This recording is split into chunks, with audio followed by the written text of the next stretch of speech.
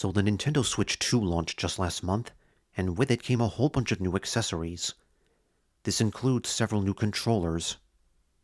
You may recall a couple years ago that I made a video about what controllers were the best ones to use for Smash Ultimate. That's actually one of my most viewed videos now, so thank you. With the next Smash game still nowhere to be seen, I thought it would be good to make a follow-up video talking about the new controllers that debuted with the Switch 2. I should note, these new controllers are not compatible with the Switch 1. If you try pairing any of them to a Switch 1, they just will not work at all. So if you don't have a Switch 2 just yet, you can't actually use any of these. There are 3 controllers I'll be going over, so let's see how good they are for Smash Ultimate.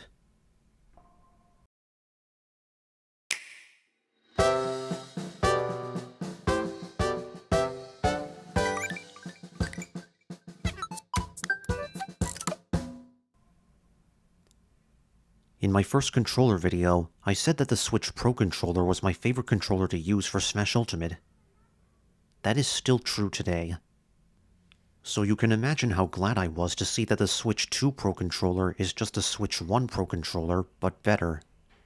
It has the same form factor, but with slightly thinner handles, 2 extra buttons on the back, and a headphone jack. What surprised me most was the texture. Whereas the Switch 1 Pro controller feels like typical plastic, and the buttons and sticks click and clack as you would expect from a game controller, the Switch 2 Pro controller feels like smooth butter in your hands.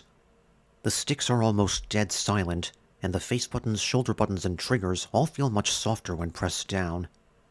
It's something you have to try for yourself to believe. It really does feel much better overall. Now for the new features. There are 2 extra buttons on the back, GL and GR, that you can remap to other buttons, including L3 and R3. These buttons do indeed work on Smash Ultimate, so you can map them to shields, jumps, attacks, and anything else you can think of. You don't need to worry about accidentally pressing these buttons either. It takes a bit of force to actually press them.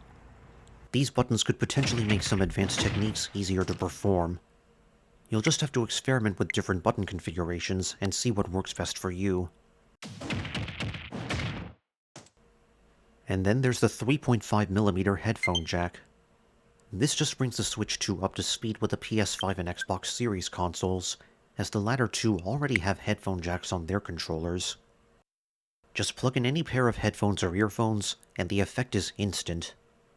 You will have to update the controller the first time you plug in headphones, but this should only take a few seconds at most. So that's the Switch 2 Pro controller. It's everything the Switch 1 Pro controller was, with a fresh coat of paint and a few new features added that just improve the overall experience. I highly recommend getting one. Not just for Smash, but for all your future Switch 2 games. What's that? I forgot something.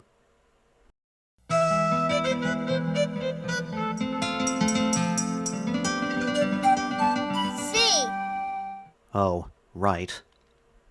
There's also a C button on the controller that activates Game Chat mode. This only works if you have a paid Nintendo Switch Online subscription. But at the moment, Game Chat is freely available to everyone until March 31st, 2026. If you have a lot of friends with their own Switch 2s, and you play together online a lot, you may find this feature useful. Otherwise, you're better off just using Discord.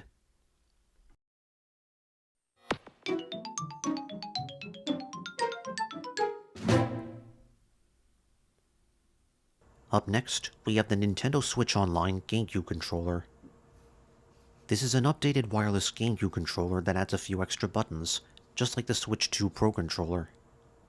This was made for people who want to play GameCube classics on Nintendo Switch Online.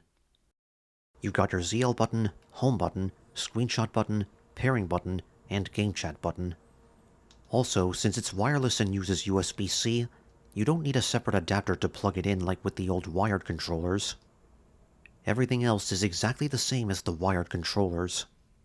Smash Ultimate even recognizes it as a proper GameCube controller, not a Pro controller, so that's nice. I should note though, the extra ZL button does not work in Ultimate. The game recognizes GameCube controllers without that button, so it just doesn't register. If you've been wanting a new GameCube controller, and if you don't want to deal with using a separate adapter to plug it in, I would recommend this one. However, there is one big problem. There's only one place you can buy it, the online My Nintendo store. They require you to have a paid Nintendo Switch Online membership first just to be able to buy it. On top of that, you can only purchase one controller per Nintendo account. And there's a good chance that the controller will be out of stock when you try to get one.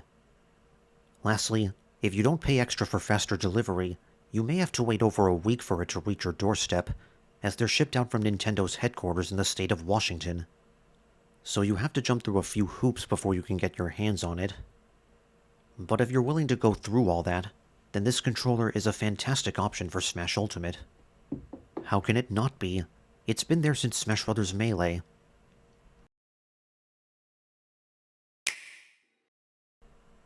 Finally, there's the Joy-Con 2 controllers. Generally speaking, they are a big upgrade from the original Joy-Cons. They're larger and more ergonomical, so they feel a lot more comfortable to hold in each hand. The magnets in each side also make it much easier to attach them to the Switch 2's main body, as opposed to the finicky rails on the Switch 1. The sticks and buttons are also bigger, including the SL and SR buttons on the sides. So even just using one sideways Joy-Con 2 feels way better than before. Unfortunately though, the dreaded stick drift from the Switch 1 is still present in the Switch 2. The Joy-Con 2s do not use Hall effect sticks. They have pretty much the same potentiometer technology as the original Joy-Cons under the hood. There have already been reports of Joy-Con 2s experiencing drift, sometimes right out of the box. So while the Joy-Con 2s are certainly better than the originals in size and ergonomics, they are still just as vulnerable to drifting as the originals. And let's not forget that buying a new pair of them will set you back $95, which will become $100 after tax. Overall, I still would not recommend the Joy-Con 2s for Smash unless they're the only option you have. The controller grip that houses both of them at once does help, even more so than the Switch 1. You can even get a separate charging grip with the two back buttons included if you can't quite afford a new Pro controller. But since stick drift is still very much a problem, I would not recommend abusing your Joy-Con's analog sticks with constant smash attacks. Oh, and there's also mouse functionality in the new Joy-Cons. That's nice and all, but Smash Ultimate can't do anything with it. Maybe the next Smash game could? So there you have it. All three new controllers for the Switch 2. Again, none of these controllers are compatible with the Switch 1. So if you don't have a Switch 2 yet, you won't be able to use any of these. But if you do have a Switch 2, I would definitely recommend at least getting the new Pro controller. It really does handle like a dream. If you have any thoughts on these new controllers, or the Switch 2 in general, leave your thoughts in the comments below. And if you made it all the way to the end, leave a comment with a star emoji. Thanks for watching,